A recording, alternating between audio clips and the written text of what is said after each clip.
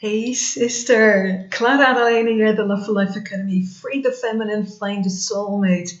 Our challenge. Congratulations on being here. I know that when love is hard, the rest of your life is good, right? But love is hard. We like to forget it. It hurts. We like to think of other things.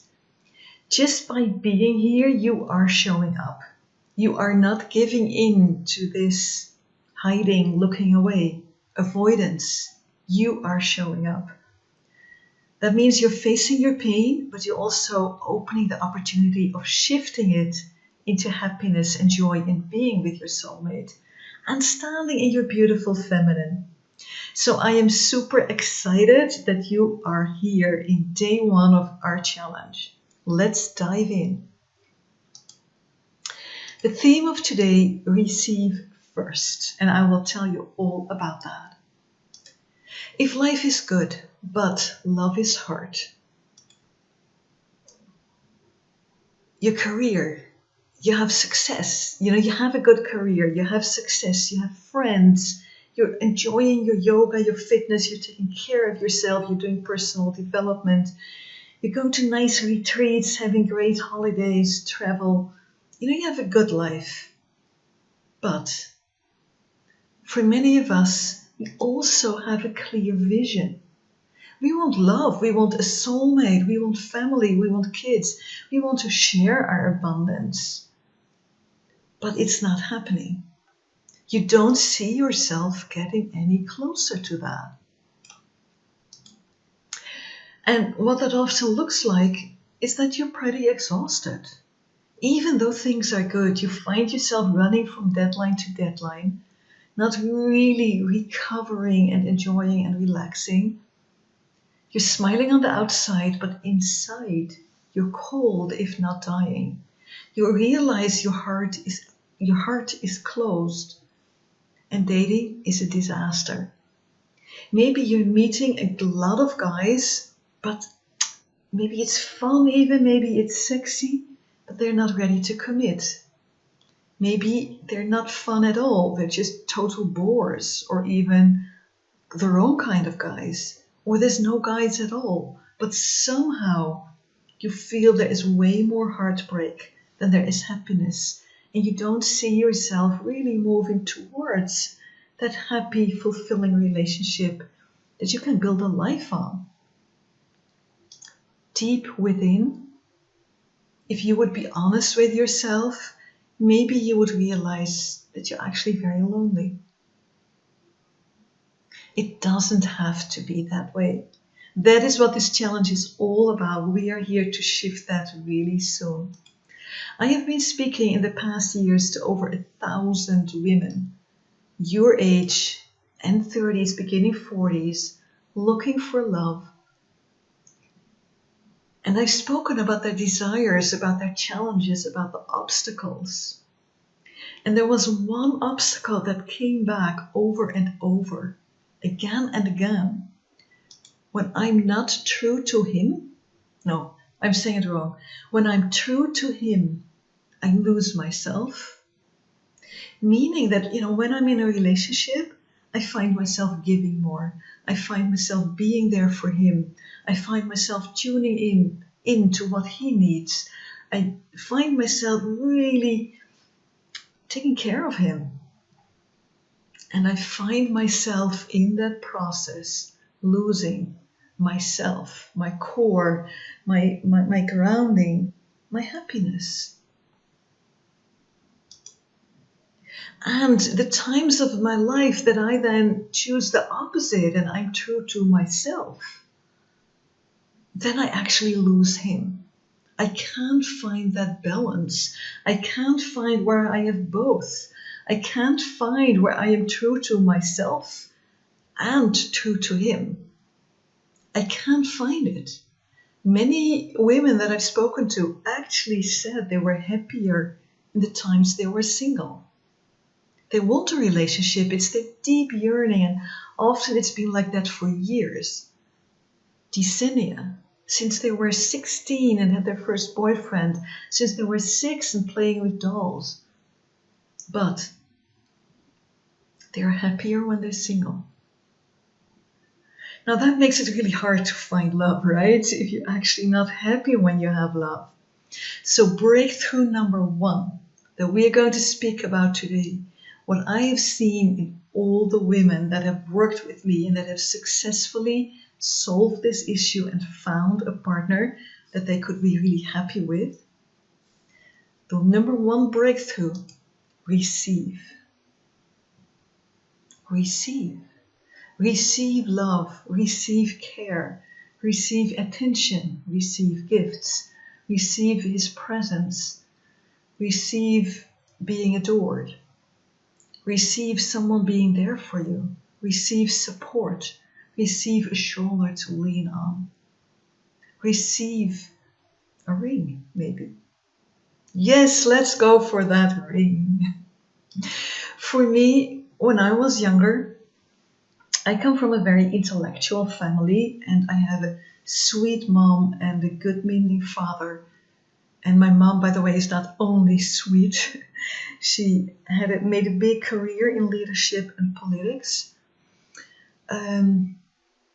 So both of them are impressive beings, but neither of them was able to give that heartfelt, loving experience. Neither of them was able to be intimate with me or with anyone for that matter. So for me, I was really always looking for that. Where can I find it? And I hadn't learned to find it with people. So I couldn't find it with people at first. And then what shifted for me, and this actually, there's been many moments, right? But one moment that comes up now is when I had a breakup from my first really deep love.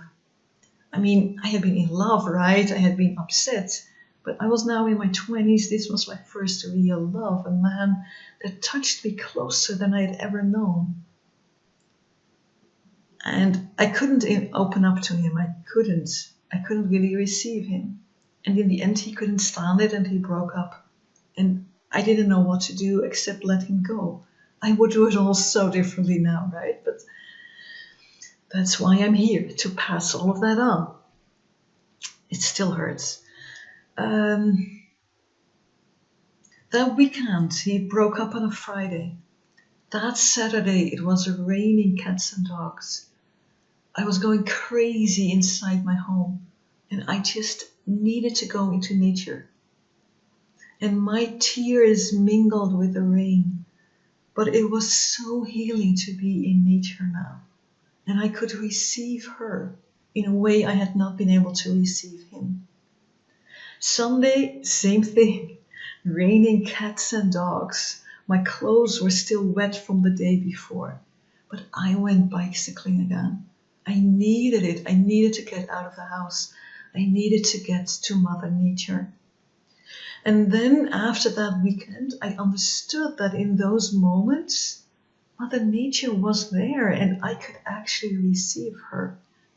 And from that, a whole new journey started.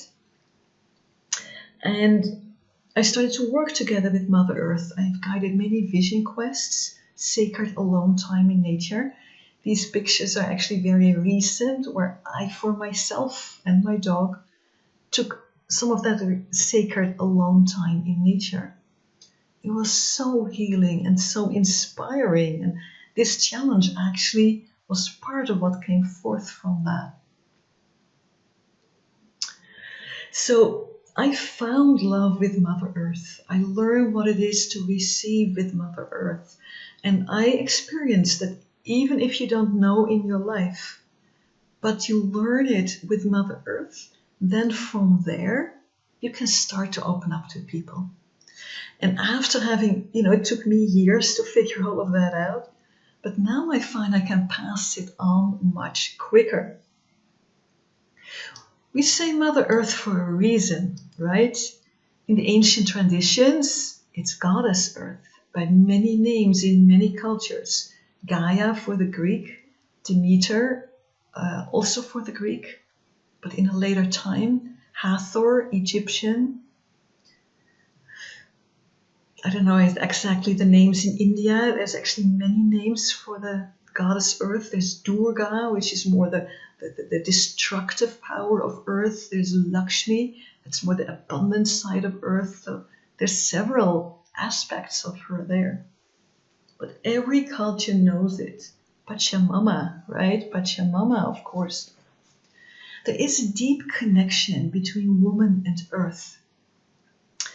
And when we start receiving the love of Mother Earth, we start receiving that connection with this deep part in ourselves. And from that place, we can start to open up to relationships in a whole new way. We are not just the partner of, we are, symbolically speaking, the mother of. Now, that may sound very silly, right? I don't mean that he's going to be your boy and you're going to take care of him and all of that. None of that. But archetypically speaking, woman holds the space where woman and man can meet. That's the way I can say it better. We are both the earth and we are the woman, both. This is one of my clients here in a very, very happy, loving relationship. Of course, when she came to me, that was not the case. She's a coach herself, very, very aware, very subtle, very present, loving to communicate, very precise. She could not receive. Nobody understood why she wasn't having love, because she was nice, she was conscious, she was fun. But I quickly got it, right? She was totally disconnected from this side of the feminine. She was a bit girlish. In that side there was some femininity, but that deep holding spaciousness of the pelvis, right? The strong white pelvis of the woman. She wasn't connecting to that, and because of that she couldn't receive. And because of that she was always second guessing, always shy, always not wanting to take place, always trying to fit in, always worrying that she had done the wrong thing. Recognize it maybe? I'm sure some of you will. So that's how she ended my program. We worked on it. She really learned to be more vulnerable, rooted in this deeper power. But in Dutch we say, als het puntje bij het paaltje komt, how do you say that in English? At the essential moment, the critical moment, she found a man actually. Beautiful synchronicities, amazing guy, both of them deeply in love. But he was going after 2 or 3 weeks to a festival in Eastern Europe. And of course that's not an issue, but I said to her, be sure you talk about how the two of you will communicate. If you don't talk about it beforehand, it's going to create stress. And I'm not sure if the two of you are ready to deal with that.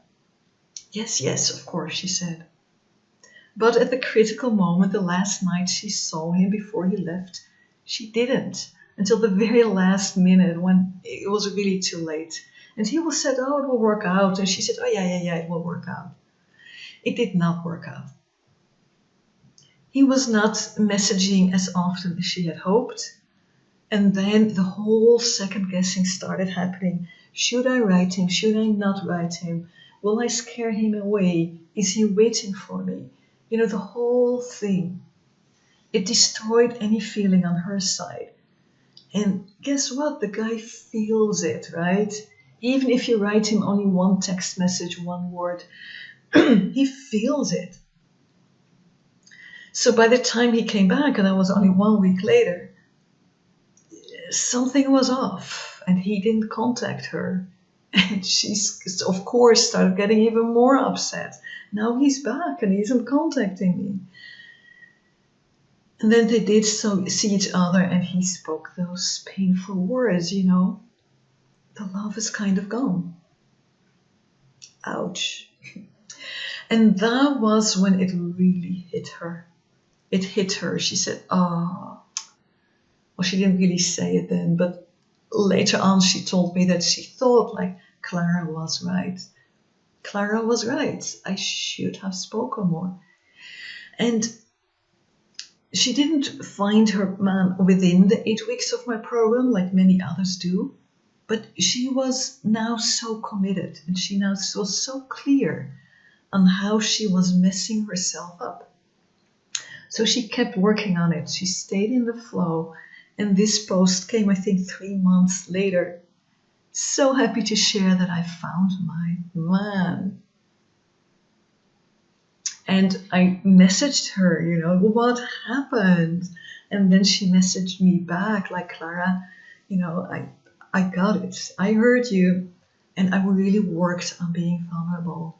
And it wasn't easy. It was incredibly tough. But Mother Earth helped me. And I love it that this picture is in nature, right? Mother Earth helped me. And here he is. And I'm able to be true now to myself and to him. And what she writes here is the best part. It is not what I always thought it would feel like. It feels so simple, so normal, so right, so incredible, good. Love him so much, love us so much. So it's really about making that shift. And we need support. We need support from our sisters, from a mentor, and from Mother Earth. So we begin in this first day of the challenge with receiving. And if you are like, yeah, but who am I to receive from? Well, Mother Earth is always there. And you know what? There is always opportunities. Now, this is just a picture of a sailing yacht, but as an example, because when I was writing this, I was remembering a moment when I had actually for a few years kind of, man, I've had enough of man. Let me focus on my sisters and women. But I love sailing. And there came this opportunity with quite a nice guy, actually, to go sailing for 2 weeks. And then somebody else would join us too. And it was all perfect. It was lovely. And I'm used to being the skipper myself, right? And being pretty independent. So I went about the ship and I organized this and I did that and I hoisted the sails and I cleared everything up at the end of the day. And he was like, wow, this is nice. Somebody doing all the work here. And I was kind of seeing him doing that and I thought, oh, okay. So then what needed to happen, we were somewhere in a harbor and we could actually not get to the pier. It's a different word, but I think you know what I mean. So we needed a tiny boat, a rubber boat, to get to the shore. He said, no problem, I have a rubber boat like that. It was deep beneath in the ship. And I was like, okay, you go and get it. And he was, okay, I'll do that for you. Or no, I didn't say it that way. I said something like, wow, that's kind of a lot of work, isn't it? And he was like the man, I'll do it for you. And then he started pumping up the boat, that rubber boat, with the air and those thing with your foot to get the air in. I don't know how you say it in English. And I was so enjoying myself. I was sitting in the sun on the deck, looking at him, and he was proud that he was doing the hard work. And I thought, this is receiving, and I was so enjoying it. And he kept looking at me and asking, why are you laughing? Why are you so happy? And I don't think I even said it. Now I would simply say it, right? Because I'm finally learning what it is to receive. There's always something to receive. So I want you for today to do the meditation. And in that meditation, you will receive the love from Mother Earth on a deep level. And it can be very moving. Actually, it can be very emotional. And it can be big, big homecoming. And it can be none of that. And it's all okay. And I want you to go to the worksheet. So the meditation is also on YouTube. The worksheet is in the Facebook group, The Art of Relationship You Love. And there is an assignment for today to start not only doing the inner work, but I believe that the inner and the outer go hand in hand. So right on this first day, we do inner work. but we also shift something in the outer world. We take new actions. Inner shifts don't mean anything if we don't immediately bring it into action. That's what I believe, what I know. And that's why this first day already, we will also bring it into action.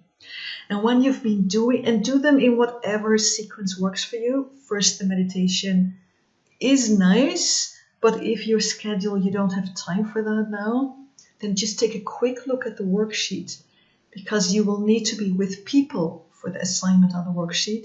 You cannot do it late at night when you're on home and not seeing anyone anymore. So make sure you have a look at the worksheet now then, and do that task, that assignment, that step, that practice during the day. And let us know again in the Facebook group how it was for you. It's so empowering for sisters, but also for yourself if you share about your steps. So enjoy this day and receive. Receive. There is so much to receive. And from that place, we will get ready to dive in deeper tomorrow. Aloha. Enjoy this day.